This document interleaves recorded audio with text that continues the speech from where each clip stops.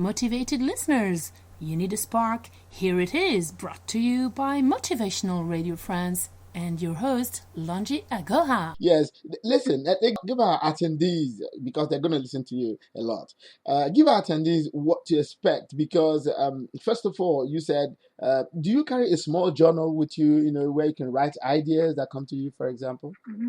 Well, the writing ideas, they come from almost around you. Yeah, sure. With the people that you deal with, right? You talk to or connect to every day. You can learn a lot from them. And then because a writer needs to be observant of his surroundings, right? Sure. You cannot write something if you are not observant. Okay. So a writer should be a good listener first. A good listener and a good observer. Yes, good observer, and you should not be judgmental, because there's a saying that a writer should not judge. A writer should be open-minded to be able to connect to all people. And you should be aware of the world, not just the issues regarding your country. You should be aware of what's happening around the world and be open to possibilities. And then, like what I've said a while ago, you should write from your heart. Okay. Yeah. Your article should have a heart, to have a life of its own. There must be a source, right? Yeah, a source. It must have a soul. Okay. A heart and soul. Oh, yeah, wow. For it to be effective, raw emotions, yes. That's right.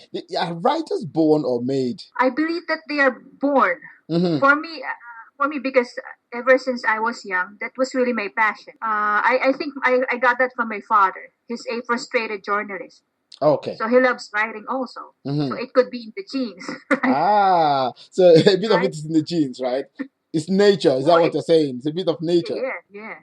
But because he was not able to pursue that dream, I was the one to pursue that dream for him. Aha. He's living by proxy. I don't know.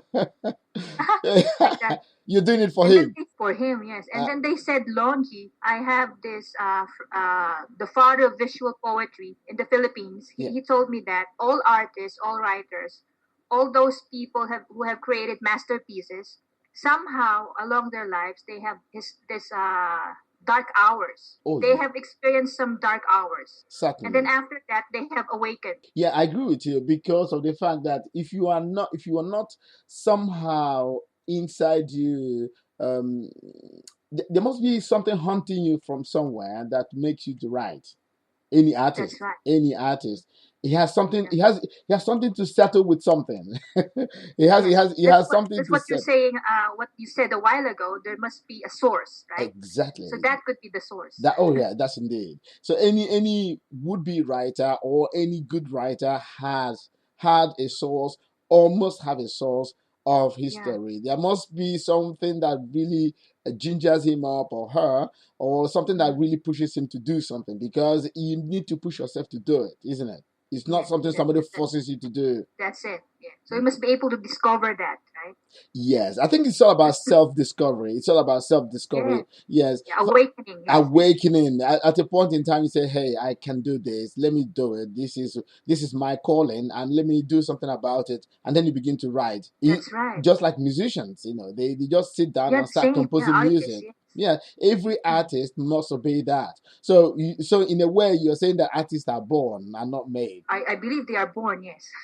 I want to disagree with you here a little bit, but then because that's the kind of thing I'm going to talk about, because I don't know.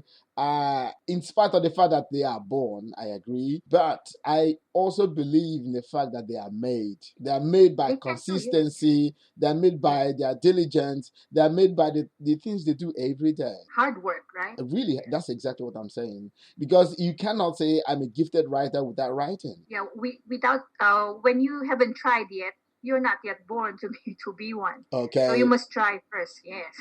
Yeah, because I believe in the fact that there's a lot of hard work in it. Mm-hmm. Yeah, because for you to invent stories, for you to imagine something, you need to use your brains to do it. You don't just wake up and imagine things and put them down and becomes masterpieces. No. That's right. Yeah, so there must be element of hard work in it. Hard work and patience, yes, and believe in yourself.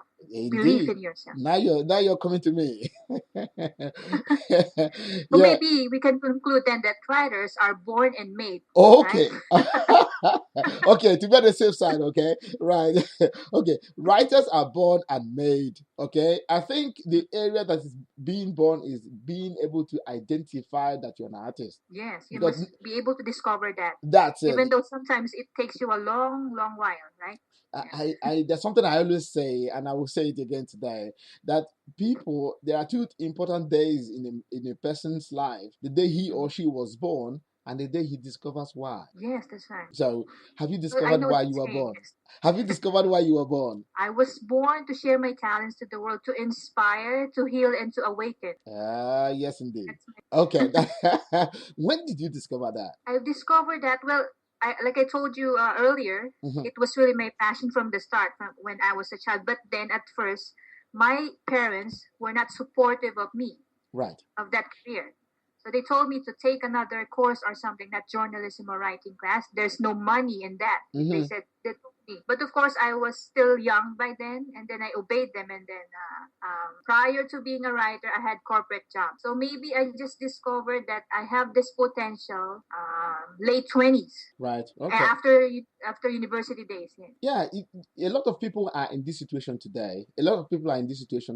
And what would you advise? We're trying to slip away from there, but what would you advise potential writers, potential people who discover that they have talent in writing, for example, and somehow somebody is telling them no, from based on your own experience? Yeah, do not give up on your dreams. Do not give up on your dreams if you think that's your calling, right? Because there would be emptiness that you would be feeling if it's not really your calling. So you must follow that. Because I've been to 11 jobs before, corporate jobs, but it didn't give me this self-fulfillment. So I followed my dreams. I told myself, okay, I'm going to publish a book. Then I made it. You must believe in yourself and then push through with your dreams for you to succeed. Well, not just being a writer, right? Yes, I think it's a bunch of personal effort. A lot of personal effort you have to put in, because I believe that when somebody says no to you or tells you that this is not possible for you, it is your duty, your job to convince that person that it's not telling the truth. It's not the real situation of me. Because if you say, oh, I'm not a writer, please change your job, you cannot feed from that. It is my duty to convince the person that it's not true. Yes, that's right. They don't know you, right? Exactly. You know yourself, isn't it? So the job... You know yourself better, yes. Your job is to be able to convince them, to tell them, listen, that was a wrong judgment on me. I know myself. I know my capacities. I know how far I can go with this. That's right. And then you must not really compete with other people. Compete with yourself. Hey. You don't have to prove yourself to other people, right? Do it for yourself first. But that is very tough, isn't it? Because in a world where people compete with one another every day, as soon as you step out of your house, you're competing. How would you forgive that? How would you forget that? How do you do it yourself? How do I do that? Yes. Well, how do you call that? I don't really get to focus more on what people are telling me. So I do what I know is good for me. Well, I am open-minded, but then I don't get to be distracted by criticisms or some judgments from other people. I had those before. I really experienced that through the social networking sites. They would tell me, well, she's not really a good poet or what. Well, I'm not telling you guys that I'm really good. I'm not really telling you that I'm good. I'm just sharing my talents. Exactly. That's really my first purpose, right? To share my works, to expose my works there. Nothing really... I didn't imagine that I'll get an award or what, or be recognized or be famous. Because that's my calling. I found my calling, so I would do it. My God, you are special. No, really, because you are really telling me something that is very, very sweet here, because of the fact that you are saying that you don't listen to criticisms, and that is lots of people do this. We are some inherently configured to do it, to listen to people's opinion, to really, because it's like people are mirrors, our own mirrors, and what people tell us somehow affect our lives somehow. And if you do not allow those criticisms to affect you, then you are very strong. You have to be strong, yes. To be able to follow your dreams, you have to be strong and determined, right? Very determined. Did you wake up to be very strong? You mean if How did I you am really a discover strong your person? how did you discover your strength? I discovered my strengths from my weaknesses. Oh my gosh. I worked on my weaknesses. I used to be very shy and a very quiet person Mm-hmm. before. Yes. And then when I started working, Yeah. that's when I get to expose to the world. That's right. And being a writer, you have to deal with different kinds of people. Being an international writer, you get to deal with foreigners, right? Yes, that's right. Yeah. That I targeted the international scene more than the local scene. Just to fight shyness. Yeah, I told myself, wow, I'm not shy anymore. Well, sometimes I am still quiet because I'm an artist, right? That's right. I'm just observant, like something like. But I have changed over the years. Wow, this is very wonderful. It is really, really wonderful because of your transformation, and that's what you're. In fact, that's what you're sharing with us. That you've transformed, that you've changed, and anybody can do it. Yeah, in each of us, there's an awakening point. I think there's an awakening stage. We cannot be just stuck up in just one level. All our lives, right? We have to discover something. What are we good at? Then we must work on it. It's not really about the fame or money or what, or to prove something, but to be able to do your calling, your mission, your purpose. Each of us, we have our own purpose in life, right? Why we were born. That's what I believe. Wow. Listen, I would come to you again for a motivational talk because you are really, you are really Yeah, into, anytime you can. Yeah. you are really into it. Yeah, no, really, this is exactly what I preach all the time here, because we have inbuilt um power in us, all of us. Like you were saying, that's a point in awakening point. You must discover that if you really want to live a fulfilling life, you have to discover that yourself. You have to. Yes. But I believe lots of people are sleepwalking. We are just sleeping, but we're walking along. Because we've not Yes. discovered that. We have not. We have not looked inside. Because I haven't believe, tried. yes, I believe that all of us, each and every one of us, has a reason to be here. Mm-hmm. We have Yes. a reason to be created, to be born, because it was Les Brown who said, even when we were conceived, from the time we were on a sperm stage, we Yes. struggled. Out of 4 million sperms, we swam through. So there was a struggle from the beginning. It was a struggle. You defeated other people and they came out. And so from that point, it was a struggle. It has been a struggle. And that struggle means to discover who you really are. And from Yes. that point, you would never look back. Shyness will not come again. Criticism will not be your own. You will just move along because you know exactly what you came to this world to do. And when you're awakened, right? When when you're in that stage, what people think about you doesn't matter anymore that much. You just focus on what you're doing. Yeah, because That's what's important. that's it. Because you are in another realm.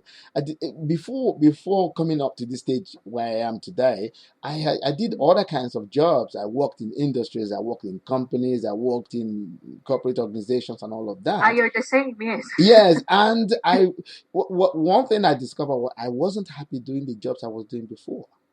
I wasn't. Exactly. I wasn't. That's what I felt. That's it.